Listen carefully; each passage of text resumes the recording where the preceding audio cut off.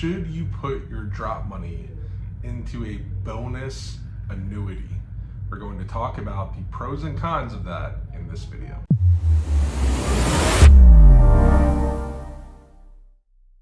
Okay, so like most things, there are pros and cons to certain investments and certain products. One thing that we've heard of people looking at or considering, and other people offering, is what's called a bonus annuity. Some people are marketing it as a drop bonus program or things like that. So I want to go over what that is, how they work, the pros, because there are some pros to them, the cons, and maybe some other alternative options that you can take a look at. Okay, so first off, what is a drop account or a drop bonus or whatever else? Well, first off, there is no drop bonus specifically program. There are annuities, primarily fixed index annuities or what are used in the situation, that provide bonuses if you put your money with them. And these bonuses can be anywhere from 2% to 10 to, we've seen upwards of 18 or 20% bonuses right up front into your account, which sounds great, right? If you have $200,000 and you get a 20% bonus, well, they just gave you $40,000. But if it's too good to be true, it typically is, and there are some drawbacks to it, okay? So we're going to go over some of those drawbacks on the account. Okay, so first off, usually if a company is giving you something up front, whether it's a bonus or whatever it might be, they are going to lock you in for a long period of time. So that could be 5, 7, or 10 years. Now, you might say, you know what, but that's okay. I don't plan on touching my money for 10 years. Then it's something to think about. But if they're locking you in for that period and you might need to take your money out, or you might need to take a distribution, or you don't have enough liquid, then it might not be the right option for you.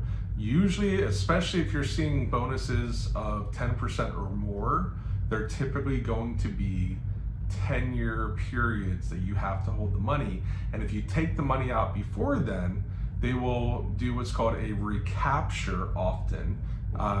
Recapture, which means they'll take back the bonus, and then on top of that, they will also give a surrender charge on the other money. So you might have to give back all your bonus, plus have to pay a 7 or 8 or 9% surrender charge on your money if you decide to take it out. Now, a lot of times these accounts do have what's called a free out provision. So 5, 7, 10% that you can take out of the account and keep the bonus. But you just want to make sure that you don't need more than that, or else it just kind of defeats the purpose. The number 2 thing that you really need to look out for is the higher the bonuses, there are sometimes fees that they add on to the account.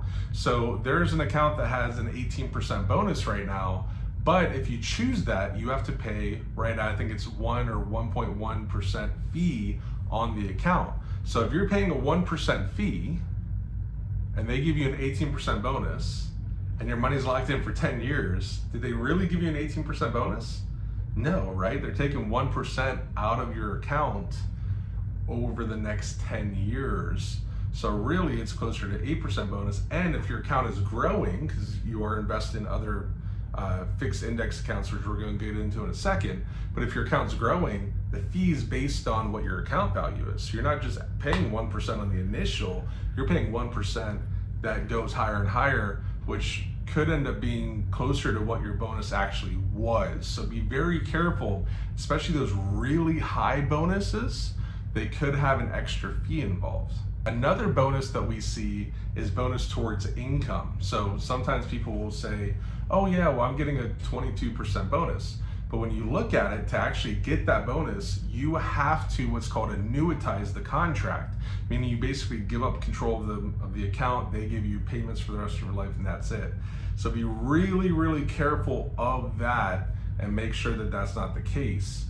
Because, unless you really want to annuitize a contract, most people don't, and then they think that they're just getting a 22% bonus that they can just cash out and take whenever they want. It's not the case if it's applied to income as well. Now, the last thing, and what I think is probably the most important part of these bonus accounts, is typically a bonus account will give you a lower interest rate over the term of the contract, or in this case, in most of them, they're fixed index accounts. There's interest rate caps. We did a video on what fixed index accounts are. So if you're considering one of these, watch this. They'll kind of explain them in general. But the basic thing about it is you're going to earn interest based on what the market does. Typically, there will be a floor of 0 and a cap of 5 or 6 or 7, or right now even up to 10%. And what the bonus account will do is they'll give you more up front, but less every single year. So yeah, it might sound great having a 10 or a 12% bonus, but if they're giving you 3 or 4% less interest per year and you're locked into the account for 10 years, that could potentially be 30 or 40% less over those 10 years. So if you are okay with it being long-term, and you are okay with it being fixed index, and you are okay with only taking out 10%, still the bonus may not be in your best interest, because over the long term, you will get more money typically in a non-bonus account. Now, that being said, I'm not saying that all bonus accounts are bad. I'm saying that you just have to look out for them. Typically, we do not recommend bonus accounts if you're looking to grow your money, because they're going to pay less over a long-term period. There are some situations where it makes sense. Specifically, if people want a certain amount of money in their account, right? If certain people will say, well, I have my drop amount's 180, I really want it to be 200,000. That would make me feel good. That's an option. Or if they say, I really need income, I don't have, my pension's not enough, I really need more income, then the income version might be okay. But just know what you're getting into, and know that you really need to discuss, whoever you're going with, you need to discuss the pros and cons of that bonus. There will always be cons. Nobody's giving you something without any type of trade-off ever. It's just not the way it works, right? So what are the worst parts of the account? What are some non-bonus options, or maybe even non-annuity options at all? And go over that, okay? So I just want to make this video because we've talked with quite a few people who are considering these types of accounts. I just want to make sure that people understand what they're getting into, because oftentimes it seems like they do not. So if you're considering one of these accounts, if you purchased one of these accounts, or if you just want to discuss how they work or anything else, feel free to book an appointment below. It doesn't cost anything. We'll review it for you, give you some options, explain all the pros and cons of it, and we'll go from there. So thank you so much. If you have any questions, once again, feel free to book an appointment. Also, if you enjoy these videos, please consider sharing them. If you have somebody that you think will benefit, or you can always subscribe as well. Subscribing to the channel really helps. Thank you so much. Talk to you in the next video. Bye.